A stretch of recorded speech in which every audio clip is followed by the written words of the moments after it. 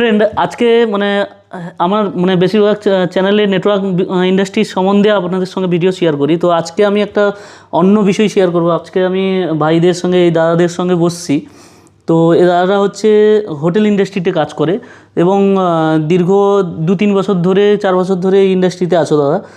তো এই দাদাদের থেকে আমি একটা জিনিস জেনে নেবো, কারণ কাল থেকে উচ্চ মাধ্যমিক শুরু হচ্ছে না? তো কাল থেকে উচ্চ মাধ্যমিক শুরু হচ্ছে। তো উচ্চ মাধ্যমিকের পর মানে এটা একটা এমন একটা ডিগ্রি, এই ডিগ্রির পর বেশিরভাগ স্টুডেন্টরাই নিজেদের কেরিয়ার গড়ার জন্য, কেরিয়ার গড়ার স্বপ্নে কোনো না কোনো কাজের খোঁজ করে এবং কেরিয়ার গড়ার রাস্তায় এগিয়ে যায়। তো এই উচ্চ মাধ্যমিকের পর তারা কোনো না কোনো ইন্ডাস্ট্রি চুজ করবে, যার যেটা হবি সেই হিসাবে তারা ইন্ডাস্ট্রি চুজ করবে। তো আমি এই দাদার থেকে জেনে নেব যে এই দাদার এই হোটেল ইন্ডাস্ট্রি কেন মানে ভালো লাগলো, বা এই ইন্ডাস্ট্রির মধ্যে কী এমন মানে বেনিফিট দেখতে পেয়েছে যে কারণে দাদা তুমি মানে 3-4 বছর ধরে কাজ করছো। তো একটু যদি শেয়ার করো তো ভালো হয়। প্রথমত হচ্ছে হোটেল ইন্ডাস্ট্রিতে থাকতে গেলে একটা বেনিফিট হচ্ছে কি, হোটেল ইন্ডাস্ট্রিতে মানে হোটেলে হ্যাঁ, বিভিন্ন রকম ক্যাটাগরির লোকজন আছে, বিভিন্ন রকম কোম্পানি থেকে আসে, হ্যাঁ, ইঞ্জিনিয়ার আছে, ডক্টর আছে, বিভিন্ন রকম লোক আছে। সেই কারণে হচ্ছে এখানে একটাই বেনিফিট, বিভিন্ন রকম লোকের সাথে আলাপ হচ্ছে, আলোচনা হচ্ছে, বিভিন্ন রকমের তোমার নলেজ পাওয়া যায়। এই কারণে এটা একটা মানে কি বলবো আর মানে এটা একটা মানে গুড অপরচুনিটি। আচ্ছা, মানে এটা এমন একটা ইন্ডাস্ট্রি যেখানে মানে আমার দিক থেকে আমি যেটা মানে আমি ধরো রেস্টুরেন্ট ইন্ডাস্ট্রিতে আজ গত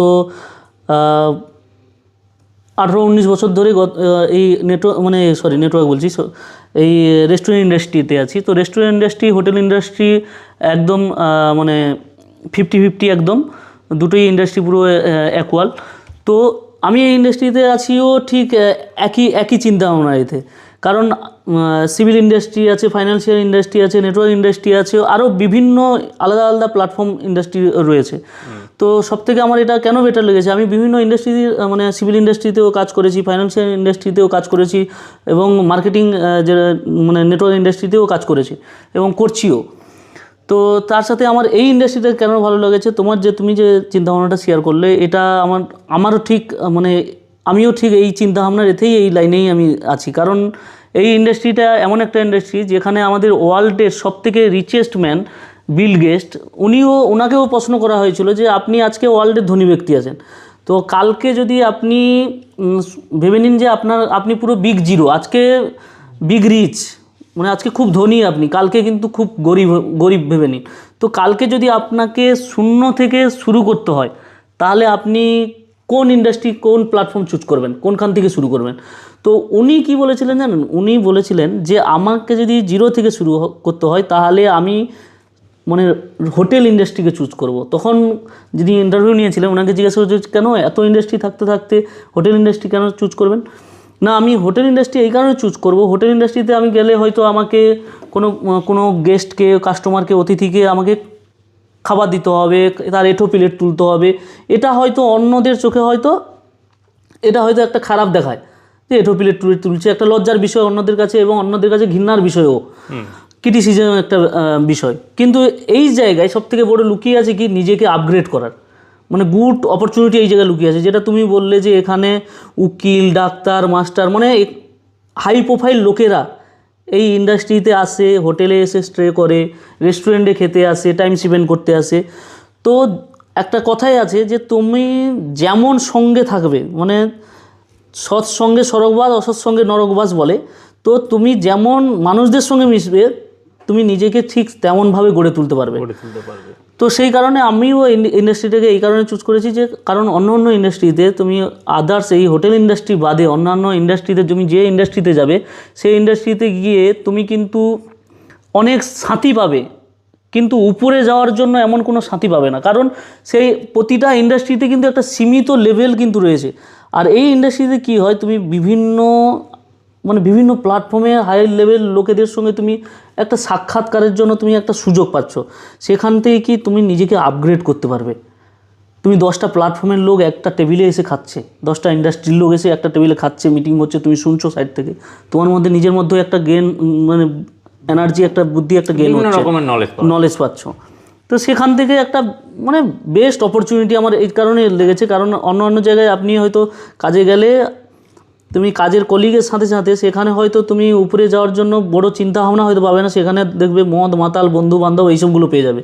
কিন্তু এই ইন্ডাস্ট্রিতে তুমি কিন্তু বড় হওয়ার জন্য তুমি কিন্তু অনেক সাথী পেয়ে যাবে যদি তুমি তোমার চোখ কান খুলে রাখো, আর যদি তোমরা নিজেদেরকে আপগ্রেড করার সর্বদা চেষ্টায় রাখো। তো দাদাদের কি মনে হয় এই ইন্ডাস্ট্রির, আমি যেটা বললাম তোমাদের কি মনে হয়?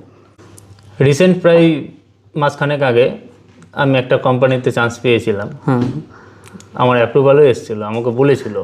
আচ্ছা, তুমি কোম্পানিতে চান্সটা মানে পেলে কোত্থেকে, মানে সেই যোগাযোগ মাধ্যম প্রথমত আমি হচ্ছি অ্যাসিস্ট্যান্ট ম্যানেজার, হ্যাঁ আমি কিন্তু রুম সার্ভিস নই। হ্যাঁ সেদিন কোনো কারণে রুম সার্ভিসের ছেলে অ্যাভেলেবেল ছিল না। হ্যাঁ তারপরে রুমের ওয়ার্ডার আছে, আমি ওয়ার্ডার নিতে যাই। হ্যাঁ এবার খাবার আমি ওখানে সার্ভ করি। হ্যাঁ খাবার সার্ভ করার পর আমার কথা, হ্যাঁ তারপরে ওনার কথা আমাকে বেশ ভালো লাগে, আমার কথা ওনাকে বেশ ভালো লাগে। হ্যাঁ উনি আমাকে জিজ্ঞেস করলেন তুমি কতদূর পড়াশোনা করেছো, হ্যাঁ আমি বললাম। তারপরে উনি আমাকে বললেন তুমি এখানে কতদিন থেকে কাজ করো, আমি বললাম স্যার প্রায় 3-4 বছর থেকে। হ্যাঁ তুমি এর আগে কোনো কোম্পানিতে জব করেছো? না স্যার আমি সেরকম কোম্পানিতে জব করিনি, আমি ফার্স্ট টাইম হোটেল ইন্ডাস্ট্রিতে এসেছি। আমাকে বললো তোমার জন্য একটা অফার আছে, তুমি যদি করতে পারো বেশ ভালো হবে, ভালো একটা কোম্পানি, ভালো প্রিমিয়াম স্যালারি দেয়, ভালো কিছু। আমি সেটা অ্যাকসেপ্ট করে নিই। হ্যাঁ অপরচুনিটিটাকে, হ্যাঁ সেটা আমি অ্যাকসেপ্ট করে নিই, কারণ দেখো এখন আমি যদি সেই কোম্পানিতে জয়েন করে নিতাম হ্যাঁ তাহলে আজকে আমার বেশ কয়েকজনের সাথে আমার মিটিং হলো, বেশ কয়েকজনের সাথে আমার আলাপ আলোচনা হলো, সেই সব জিনিসগুলো পেতাম না। কোম্পানিতে জয়েন করব বা বিজনেস করব সেটা তো আমার নিজের মধ্যে আছে, কিন্তু এই যে নলেজ, এই যে আমি নলেজটা এখন বর্তমানে পাচ্ছি, কোনো কোম্পানিতে জয়েন করে নিলে পরে এই নলেজটা আমি আর পাবো না। হ্যাঁ একটা সীমিত একটা এদের মধ্যে বাউন্ডারির মধ্যে থাকতে হবে, সীমিত একটা বাউন্ডারির মধ্যে থাকতে হবে, সীমিত একটা স্যালারি পাবো, ফিক্স স্যালারি, তার উপরে আর কোনো কিছু নয়। সেখানে কি যে কাজ নিয়ে আমাকে দিবে সেই কাজের ভিত্তিতে আমাকে কাজ করতে হবে, আমাকে কিন্তু এক্সট্রা ভাবে কোনো নলেজ দিবে না।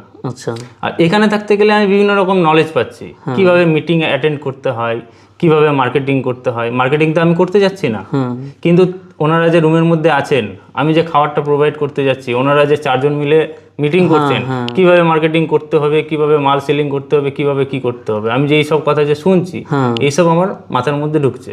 মানে নিজের কাজ করতে করতে অন্যের কাজের সম্বন্ধে কিছু নিজের মধ্যে জ্ঞান অর্জন করা, অন্যের মানে নিজের কাজ করতে করতে অন্যের কিছু কিছু জ্ঞান অর্জন করা। মানে এখানে একটা কথা বলি যে অনেক সময় হয় মানুষ বলে যে কাজ করলে নিজের ভুল থেকেই শিক্ষা গ্রহণ করতে হয়, কিন্তু নিজের ভুল থেকে সর্বদা সবসময় শিক্ষা পাবেন বা শিক্ষা নিতে হবে এমন কোনো কথা নেই। যদি আপনি চোখ আর মস্তিষ্ক যদি খোলা রাখেন তাহলে আপনি নিজের কর্ম করতে করতেও অন্যের কর্ম দেখেও কিন্তু সেখান থেকেও কি ভুল করছে সে বা সে কী ঠিক করছে সেখান থেকেও কিন্তু নলেজ নেওয়া যায়।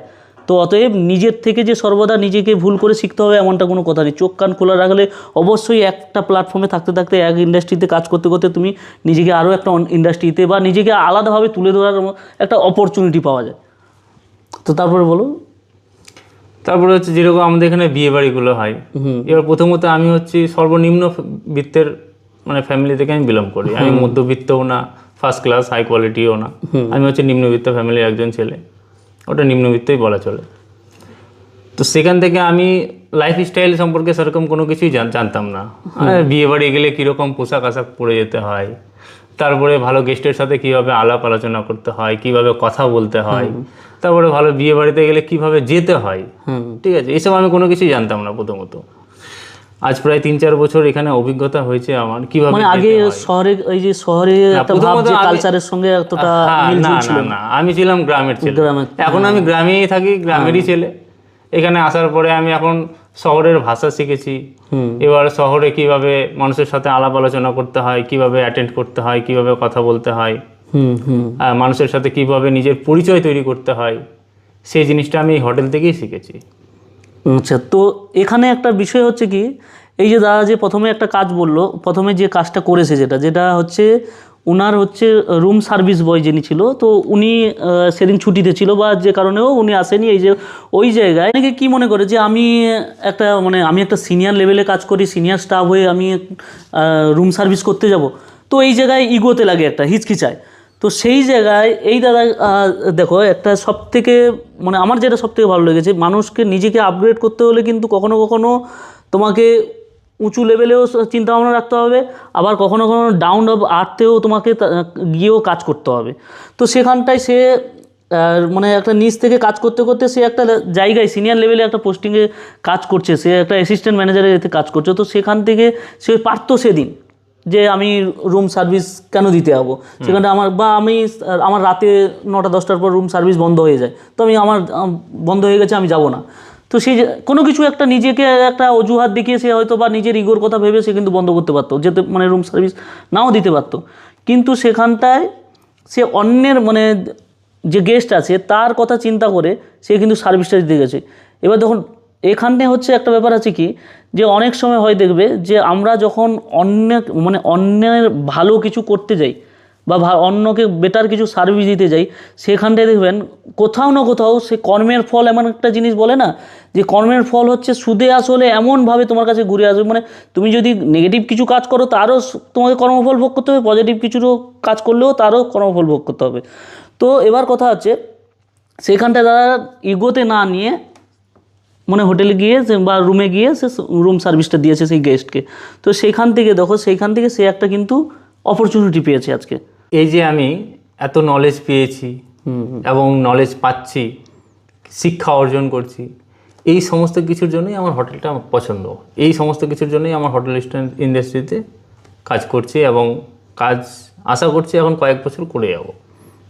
নিজেকে সেই জায়গায় একটা নিয়ে যাওয়া, প্রতিষ্ঠিত একটা জায়গায় নিয়ে মানে গড়তে নিয়ে যাওয়া অবধি তুমি এই ইন্ডাস্ট্রিতে কাজ করবো। তো এতে আর সত্যি কথা বলতে এই ইন্ডাস্ট্রির থেকে বেস্ট অপরচুনিটি আর কোথায় আছে? কারণ যেখানটায় তুমি ইনকামও পাচ্ছ এবং একটা হাই প্রোফাইল বডি ল্যাঙ্গুয়েজের সঙ্গে আছো।